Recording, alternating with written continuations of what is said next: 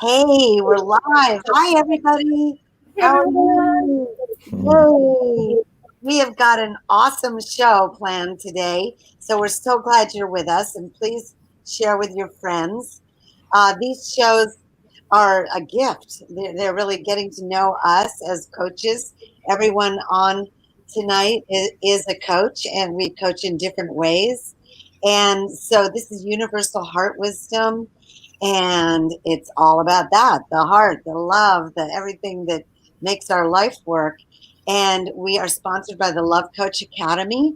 And so we want to thank Scott Katamas of the Love Coach Academy. And Kamela and I are both love coaches, and we work with individuals, families, groups, teams, all about compassionate communications and handling shadow or challenges in relationships and how we navigate them to a win-win. I'm also a Sufi healer, and I lead retreats, adventure retreats in paradise, and I'm a healthy lifestyle coach. And tonight we have a very exciting guest, and I just want to mention that for years I was living in Maui, and I taught Tantra with my ex-husband, and we worked with that. How do we bring sacred sexuality and real intimacy into our lives? So we're going to be talking about that tonight. And Kamela, would you like to introduce yourself? Yay, I am Kamela Love. You'll find me on Facebook as Kamela Peace. And I am a love coach, like Deborah said, with the Love Coach Academy. And I really enjoy helping people through conflicts in their intimate relationships. And that could be partner relationships, it could be parents and children, it could be siblings, co-housing, it could be housemates, really any of the relationships that are the most important ones in your life. And I work as a mediator as well. So that's why my sweet spot is really helping folks with conflict in their relationships and helping them with communication and empathy in their relationships. So we are delighted to be hosting this show today. And we have with us a very, very dear friend of mine, Johnny Vajra, who is a spiritual alchemist, an intimacy coach, and a pleasure educator. He incorporates sacred sexuality and mindful meditation to promote conscious community with workshops and immersion experiences. He's also certified as a Reiki Master and a Karuna Advanced Reiki Intuitive Energy Worker and a ThetaHealing Practitioner. He is also an ISTA with the International School of Temple Arts, as well as a graduate of the Practitioner Training there. So he founded Medagene Health, which he'll talk more about today. He facilitates Tantra workshops, including men's leadership mastermind titled the Luminary Lab. And he is going to speak today about an upcoming sex and happiness journey. So we are super delighted to have Johnny with us. Thank you for joining us today. Thank you, Kamela. Thank you, Deborah. It's a pleasure to be here. All right, so let's kick it off with a concept that I know is really important to you. So what does it mean to be your own witness? Being your own witness. Wow, this is, for me, it's been my mental yoga, to be honest with you. It's this ongoing practice daily where the more that I sharpen it, the more that I practice and the more I exercise it, the deeper of my awareness that I start to realize within myself of what that means. And so what it means to me to be your own witness is, that we're in this space, us as humans, we have this filter that of our mind that then creates this reality that's projected out based on everything that we're receiving. And when we are in that space of reacting to the reality that is running through these filters, then that we can stay in that automated mode of reaction and what some people say fight or flight, survival, and start to operate from that space. And when we get into the mindset or the mode of being our own witness, we take that extra step, that extra sense that is also us, that makes us such amazing beings, and this is scientific as well, that then allows us to see how it is that we're reacting, or how it is that how we're responding to the information that's coming into us as filters. And then with a pause allows us an opportunity to take action from that space. And when we take action from that space, that's where then we can start to become what the big trend buzzword is: more conscious, more intentional with how we are living throughout our day. Nice. That's wonderful. Yeah. So yeah, we're jumping right into really being present with ourselves, because we're all about self-love and self-care. So what does radical acceptance mean to you? Radical acceptance. Yeah. Like Kamela, acceptance. radical self-acceptance, radical acceptance, like all of them. They're totally radical. I'm an 80s baby, so it's like, wait, I mean, the Ninja Turtles used to talk about that, and now all of a sudden it's like, it's a thing. So yeah, it's radical acceptance. Kamela and I, we really dissected that in a video that if you look on my page, you can see a YouTube of us talking it through and more deeply, or just getting concise with it. Radical acceptance is acceptance of what is in the moment now. And when we accept what is in the moment, then there's an opportunity for us to release the charge of how we feel about what is now. Say, for instance, for example, I need to get to work at 9 a.m. and I've got about 15 minutes, and it's going to take me 20 minutes to get there by Google Maps. So I'm hitting every red light, and there's the slowest person decides they want to be on the road right now.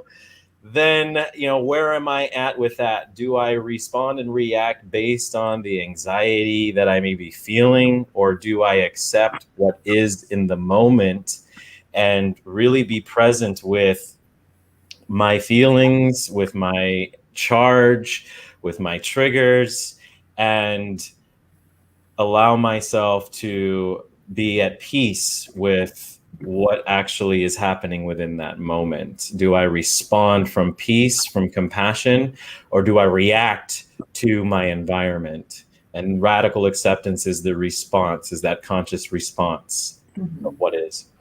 Nice. Yeah, I love how we just jumped into talking about radical acceptance and talking about being our own witness. And I'm going to backpedal for a second. A little bit of an understanding of who you are and the kind of work you do. And, the term spiritual alchemist is such a cool term. And we want to know a little bit more about who you are and what you do. Awesome. Yeah. That's how we usually start. All right. I'm like, wow, y'all hitting me. All right, let's go. Who are you and what is your work about? Yes, perfect. It's like, get Johnny awake? Check. And now, yes, Johnny Vajra. I refer to myself as a spiritual alchemist because that has been my life's journey, is understanding what spirituality means to me, and learning what it means also to transform and transmute my experiences, my wounds, my shadows or unconscious patterns, as well as the unconscious programs that I'd subscribed to in the past that now really are no longer serving me. And on that journey, I started out, I was raised in a very strict religious background. And with that, I learned a lot about religion. I learned a lot about spirituality through that. And I'm very thankful to it as well for that. And to my mother, if she ever watches this, I'm thankful to her as well for giving me some structure so that I could then really build my spirituality, or at least to allow that to bud and blossom within me. And when I came to a crisis of conscience with the religion and spirituality and what that meant to me, and I made the decision consciously to leave the religion one of the biggest pieces to me that I needed to connect with was like, am I losing my spirituality by leaving this religion? Mm-hmm. And so when I was in that space of like, am I, then it was, well, okay, so how do I continue to stay connected with my spirituality, even though I am saying goodbye to this chapter of my life with religion?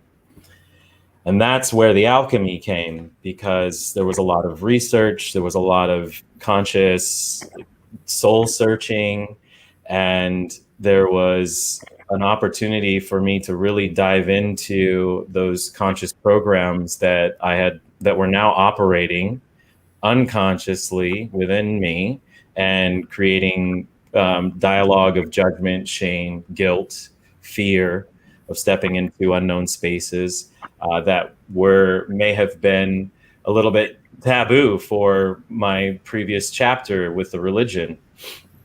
And so with the alchemy piece, it was an opportunity for me to, what I say, like, bring it to the fire. You know, when we talk about, you know, the altar, or even like you think of a campfire, you know, when people sit around and they talk about, you know, the things they're willing to let go of. So I'm bringing it to the fire. I'm looking at it with awareness, acknowledgement, and love and acceptance of how it got me here, and gratitude for it getting me here, and then letting it go. And when I let it go, feeling that release in my body, and how that somatically shifts my being. Yes. And once I really truly feel that release and that shift, then I am now allowing or opening up space for newness, for the unknown, for more love, and for opportunity and possibilities. And that's where the alchemy takes place. Okay. Yeah. So it sounds like emotional release is so important, a part of the journey of people really learning how to love ourselves so that we can love another, and how to be comfortable in our own skin, you know, so that we can be intimate with our partner, or is really a real dance. Yeah, for me as a dancer in my background, and you were saying you love to dance. We were talking before and having a fun conversation about bachata and everything. And you just mentioned such a big change. I can kind of understand what you're implying, Kelly, coming from a traditional, a spiritual path, and then expanding into this whole world of Tantra and new spirituality. So can you talk about what is intentional intimacy and how can we cultivate it? Yeah. So intentional intimacy into me, I see, and then into me, you see. And it starts with the into me, I see, because when I was in a space where I was relating and going based on how I thought that I should be in relationship, how as a cis male I should be in, you know, taking care of a woman, and, you know, and like all of those paradigms that were, and then realizing that when I was going by that, you know, that American dream or the guideline that we learn of how to relate with someone, that wasn't working for me. Then I hit the drawing board, or I shook the Etch a Sketch. I'm gonna date myself, and said, okay, how do I want to draw this? Like, what does this look like to me? And that's when I did a lot of work, and I started stepping into Tantra, and I went to a retreat with the International School of Temple Arts, and in that learned more about what intermarriage meant. I didn't even understand that at the time, how everything that I'm looking for outside of myself, that ideal relationship that I'm looking for outside of myself, well, it's always been here. the one true love that I've been looking for, I see it every day in the mirror, and I haven't recognized it. So it was like, okay, whoa, what's going on here? And then when that was brought to my awareness, then all of a sudden there was all these new ways that I could learn how to love myself and learn how to be more intentional and more intimate, and how to experience pleasure in new ways. And that just this whole world of curiosity stepped or opened up to my field. And so that part really helped me to become more intentional, was when I raised my awareness field into the idea that I am capable of all the love that I am seeking, that I can give that to myself. I am capable of giving that to myself. And also I am responsible for providing that for myself. And then from there is where I can identify or attract the lover, the partner that I may desire or may be seeking. Beloved. Self-love, it always comes down to it. I feel like in my life, the deepest that I go with spiritual practices, I find that self-love is actually the deepest spiritual journey, because it's really about us coming to know ourselves as manifestations of divine. And from that state of love, of self-love, loving others and knowing others as manifestations of the divine. So that intermarriage is so beautiful. Yes, so it is. As you're working with people, I know you use emotional release as a technique. Can you share how you use that, what it is, how it helps people get to this intermarriage? Yeah. I've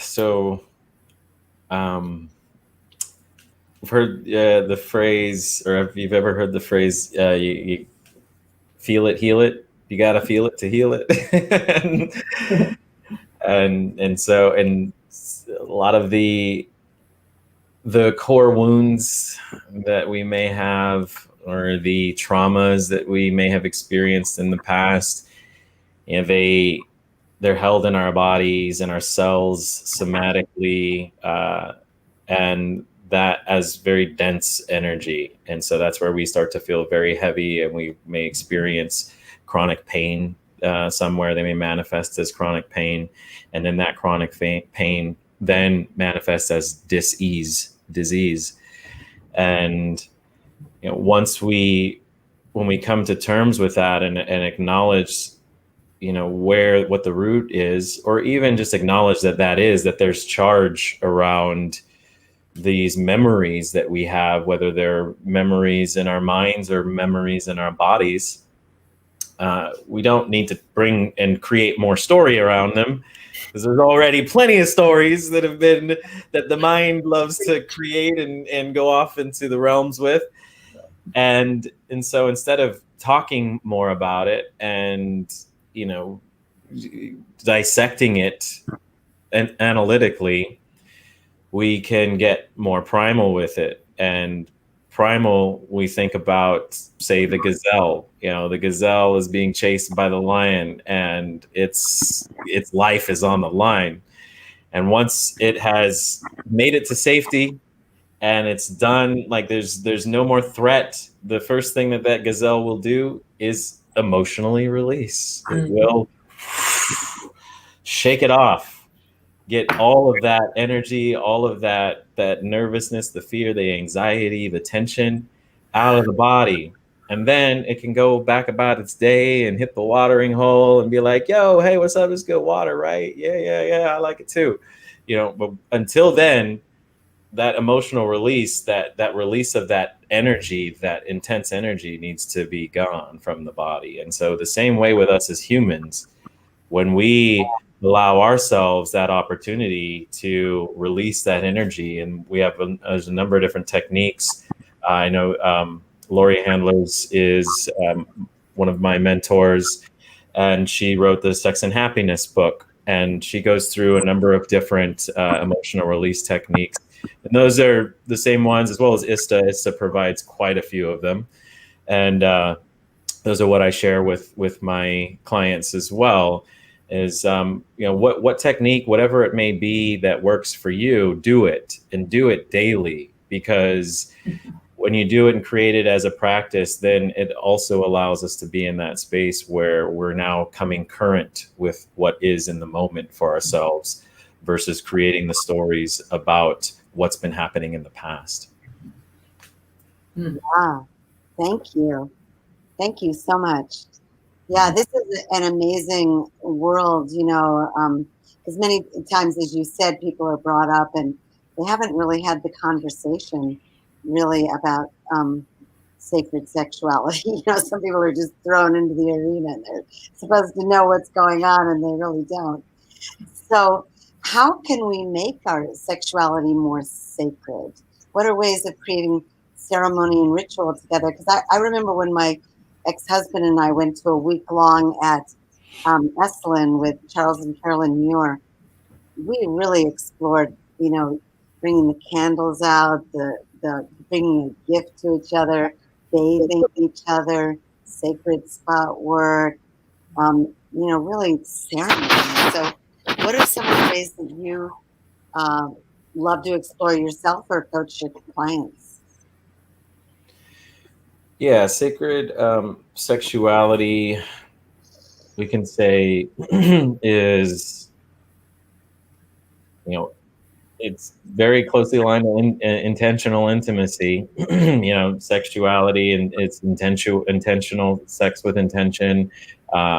We say, when we think about what intention means, it means having a conversation. It means tuning into what's going on with myself and partner, saying what's going on with themselves and where they're at in that moment. Doing a weather report, checking in and saying, hey, okay, this was a pretty rough day for me. I would like to let all this out, and I would love to be present. I need to be witnessed in letting this out, and then I can be fully present in this moment. And then as the partner, holding space for that person, witnessing without judgment, for that person to let that out, not taking it personal. Yeah, and once we've both exchanged that witnessing without judgment, being in that space of being current with each other, what does intimacy look like for both of us right now? Okay, let's talk about desires, fears, any boundaries that may be coming up. And, maybe my desire is a massage right now because I need to completely relax. And my fear is that you're going to want to get really sexual right now as my partner, and I'm not really ready for that. And my fear is that I'm going to be rejected. I feel like I just froze. Okay, cool. Yeah.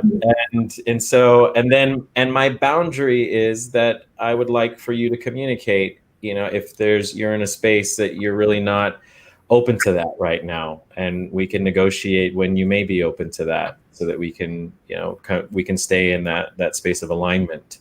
And so that would be the start of a conversation for creating more sacredness in the bedroom, or just in the moment with each other. And then it goes deeper, and we can keep unwrapping that one. But yeah, that's pretty much the essence of it. Okay, I just want to say, I want to add into this, and then Kamela's going to ask you a question. Just whatever really creates safety. Like many times people need to feel the energetic, kinesthetic trust, and that's why we used to use the eye gazing so much, or sitting yab yum, or sitting in front of each other, and some kind of breathing together. Yeah, really bringing it down to a grounded presence together. I think people forget sometimes that there's this whole thing they have to do and they think they have to perform, instead of that it can be so organic when we sit with each other and communicate and eye gaze and even sharing appreciations. In Love Coach Academy, we have a whole thing about sharing appreciations, what we're loving about each other right now. What are we grateful for? And yummy, yummy stuff that builds the yummy.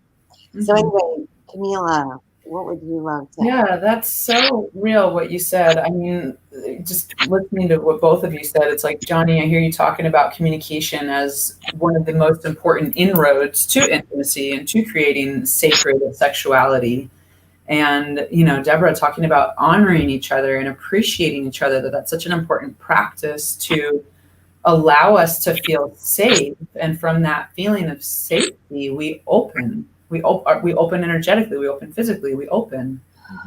So, you know, in the process of working with your clients, Johnny, and teaching them emotional release and teaching them communication, how to talk about boundaries, fears, and desires, I'm sure that shadow work comes up, right? Because there's no way for us to really take people to deeper intimacy without dealing with the shadow. So would love to hear you talk about shadow work.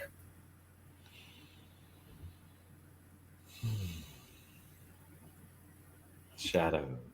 Mm. That's great. Right. Like... So we don't want to get lost in our heads. This is heart work. This is universal heart wisdom. So I always say breathe into it. That's right. Exactly. Yes, I love that. Then your magic flows. Then it just comes out so naturally. Yeah. Shadow work, I would say, you know, one, to demystify shadow work. When I first heard shadow work, I was like, oh my God, am I even ready for that? Like, I don't know. Wow, all kinds of judgment and fear and, you know, just, yeah, just body movements and, yeah, just started coming up when I first thought about shadow work in the past. And then I dug into it, and also Carl Jung, he talks about shadow work quite a bit. You know, it's like if you really want to go into depths and have your mind like just warped in all different ways and then put back together as it is, like, whoa, Carl Jung, absolutely. And what I've come to understand is that it's our unconscious patterns. Like, that's really what shadow work is. We think about, you know, us as these beings in our totality, and there's consciousness and there's subconsciousness or unconsciousness, and you know, to even unpack that, you know, so that we're grounding what may seem woo woo, is that, you know, our hearts beat without us saying, hey, okay, beat on this time. You know, our blood pumps through our bodies without us saying, okay, go to the finger. All of that is happening in real time as we're thinking, oh, did I just say that wrong? Or, oh, actually, my stomach's rumbling. I think I'm hungry.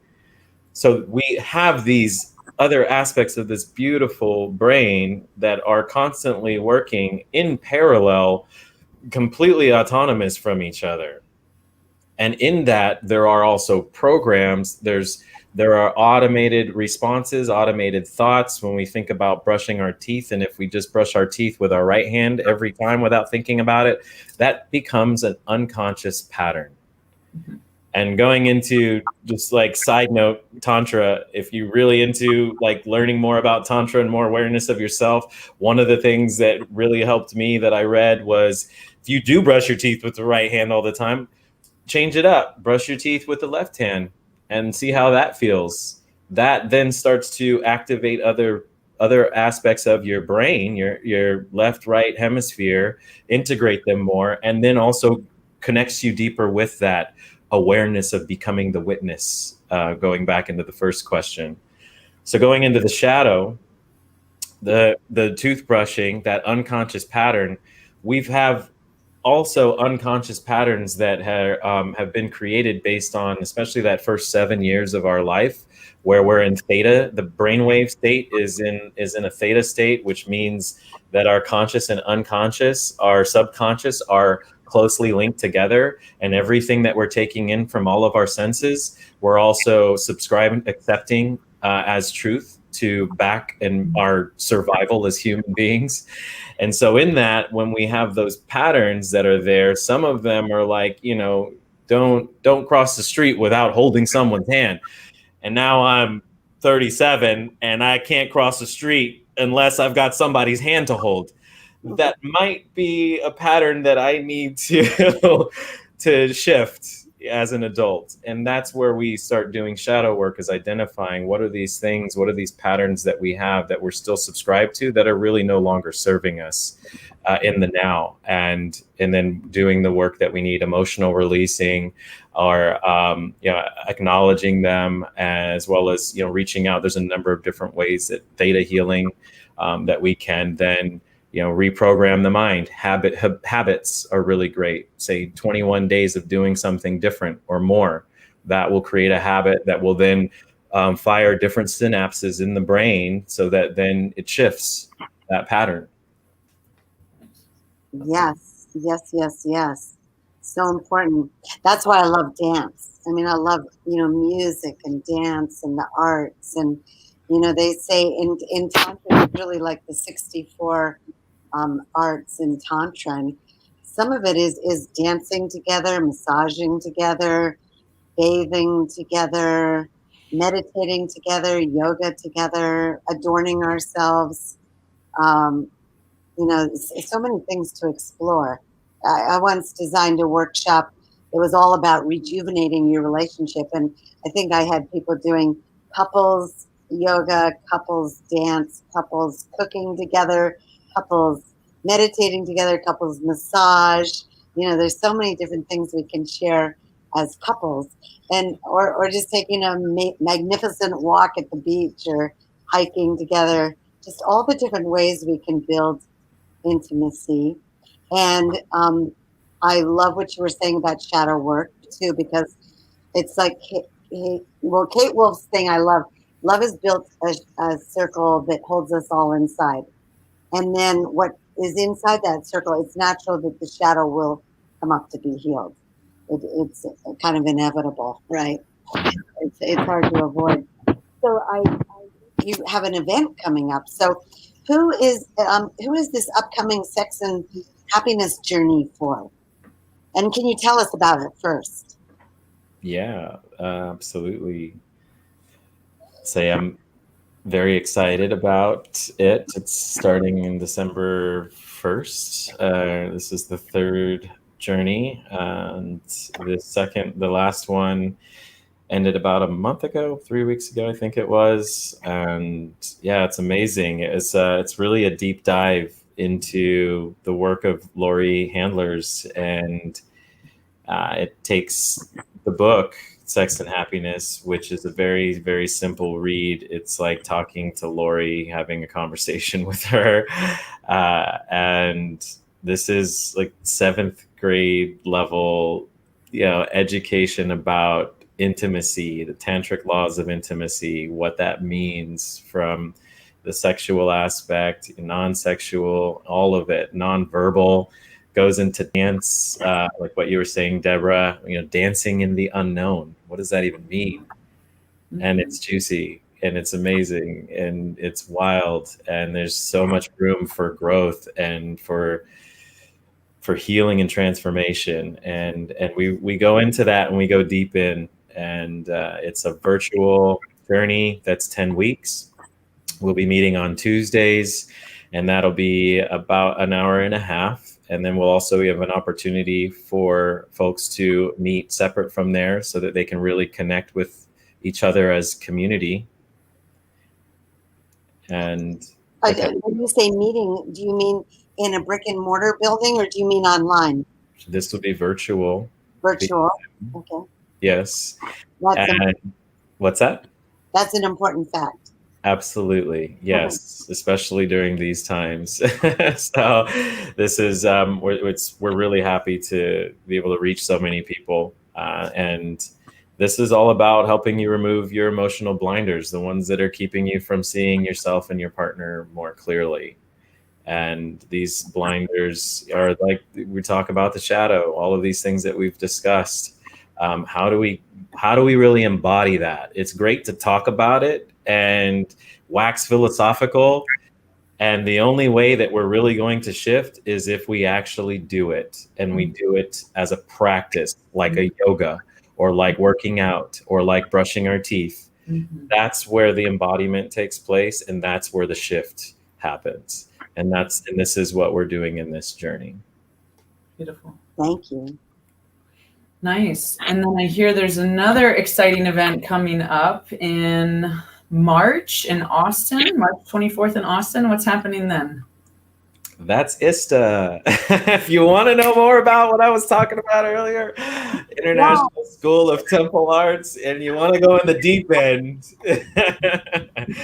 like, okay, you've identified some shadows now. You've gone through the sex and happiness journey, and you're like, whoa, okay, this is deep.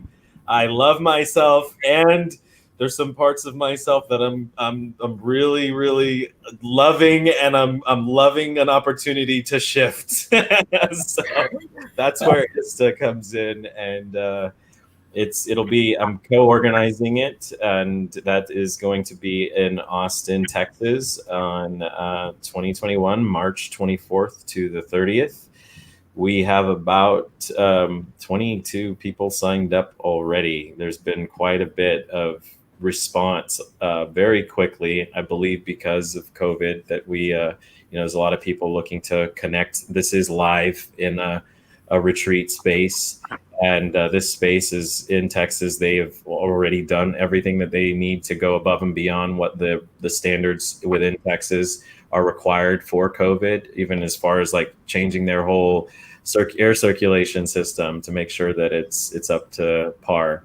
We have all the guidelines. We're going to make sure that people are taking care of themselves and are creating a safe container, both with physical safety, health, as well as creating that container for emotional and all the things safety.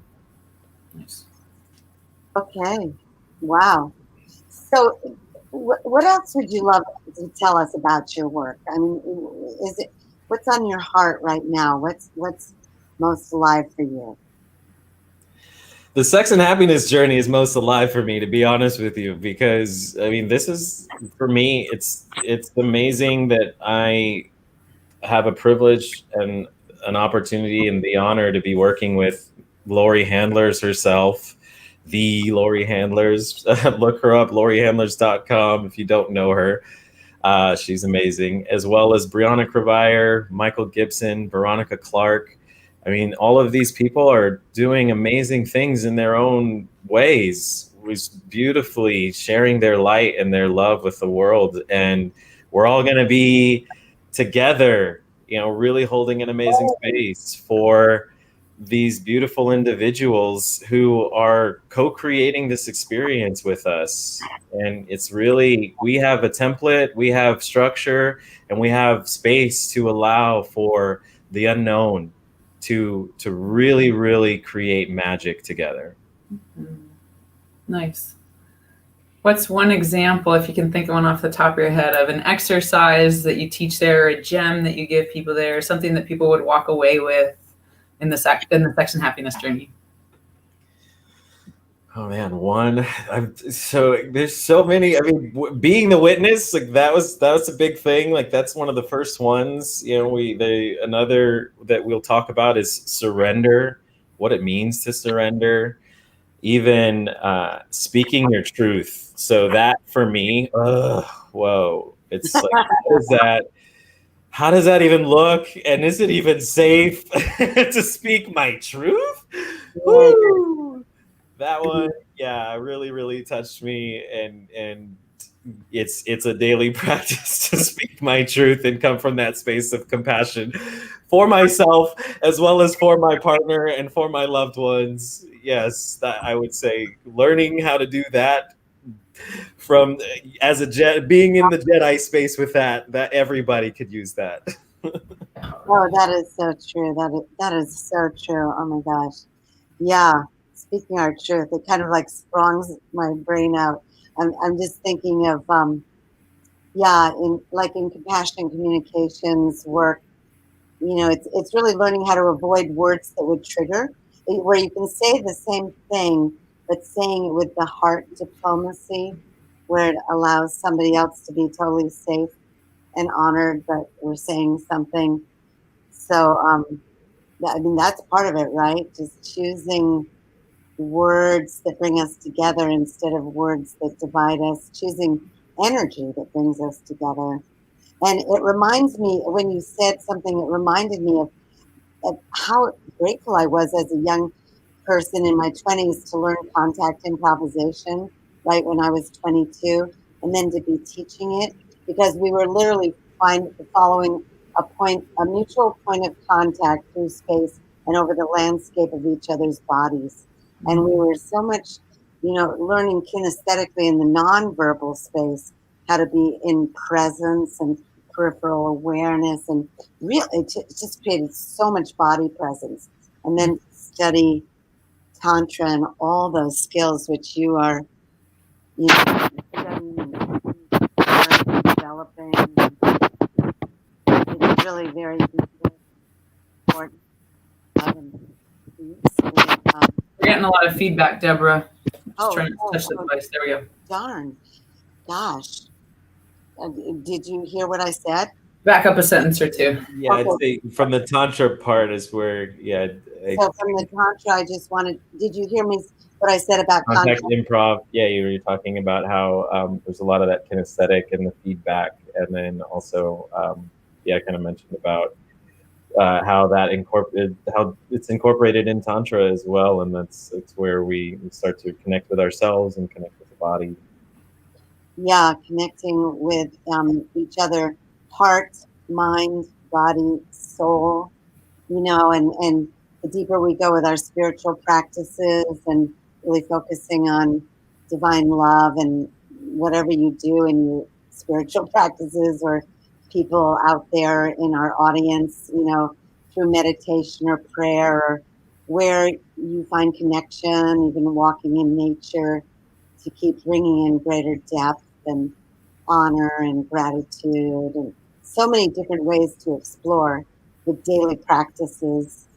I know we're just barely scratching the surface. There's so much to explore. So I definitely want to acknowledge your events that you have coming up, and that people can find you, on your website, which Kamela will put up there, johnnyvajra.com. And I am just so grateful that you've come to grace us at Universal Heart Wisdom. And I want to say I'm so grateful that Kamela Peace has been here also as a co-host. She's very busy as a mediator and, a lawyer and a coach, and all the different ways that she works with people. So I'm grateful that you've been here, Kamela, and that next week I will have a new co-host on, and I want to announce what's coming up next week. So we have a person, Laura Lee Lizak, and she is an internationally recognized full embodied channel of Kuan Yin, the Bodhisattva of compassion. And Kuan Yin has been igniting through Laura since 1992 in full personality, comes through her voice, mudras, movement, and is often seen in Laura's body during these transmissions. So Kuan Yin ignites personal and mass enlightenment experiences to powerfully ignite. Anyway, that sounds like a repeat. I'm reading this and wanting to deliver it to you because I always have different guests on. So many thousands around the world have enjoyed this experience. So she's going to literally go into trance and then bring in Kuan Yin, and then be talking to the world out there and to all of you, the audience, and bring a very amazing experience. I've already experienced it once with her, and it brings so much joy, empowerment, energy, juice. Wow. So just, I hope you come back to the show next week. And Johnny, do you want to talk about your event again in case people are just now jumping on, or just so they could write it down? Absolutely. Yeah. Thank you, Deborah. It's a Sex and Happiness journey. And if you go onto my website, johnnyvajra.com, there's a link on the top that says workshops, and then you'll see it there. It says Sex and Happiness Journey 3, and it'll take you directly to that registration page, which has all the information on the program as well as what's included, which is quite a bit, actually, what you're getting for the value that you'll receive, including the book and all of Lori's work, which is like, wow, it's amazing. There's so much wealth of knowledge there and wisdom. Yeah. Lori's work sounds amazing. And I do want to say, I don't know if it was said here, but there are many forms of Tantra, the 8-limb path of Tantra, of yoga. There are many forms of yoga. And Tantra is one of the forms of yoga. And yoga means union with God. So it's therefore, you're really uniting with the divine, with spirit, through intimacy and sexuality. There are other forms of Tantra. So this has been a great show, and I am going on to help with another class right after this. So I think, why doesn't anybody say what they'd love to say in our last few minutes? I'd just like to thank all of our viewers, our listeners. It's been a pleasure co-hosting this show with you, Deborah, for the last month and a half. Thank you for inviting me on this beautiful journey of universal heart wisdom. Deborah and I go back 15 to 20 years in a Sufi community that we're still a part of and still really cherish. And the Sufi path is all about the heart, all about the wisdom of the heart. So I was honored to be invited and brought on as your co-host. So thank you. And I wish you well in future endeavors. And Mr. Vajra, an honor and a pleasure as always spending time with you. Thank you for joining us and sharing your wisdom and your sexy and your future workshops and everything that you got going on. So thank you. Yes, and I want to thank both of you. And it is really special to me, Kamela, that we've known each other so long, and that we have gone through the Sufi path and worked with this very deep form of healing that I hope you'll reach out to both of us for, and Love Coach and all the compassionate communications. And thank you, Johnny, for your very beautiful work. And I wish you well on your workshops and retreats. And I'm glad that you're up in St. Petersburg and I'm here near Sarasota. So I hope I'll see you soon and we all go out dancing with a bunch of friends. Absolutely. Yes. Such a pleasure and an honor to be here. Kamela, Deborah, thank you so much for inviting me here. And this is an amazing journey that we're all on. And thank you all you viewers as well. Anyone who has any other questions on what we've scratched the surface on, feel free to reach out to me directly. Yes, please do.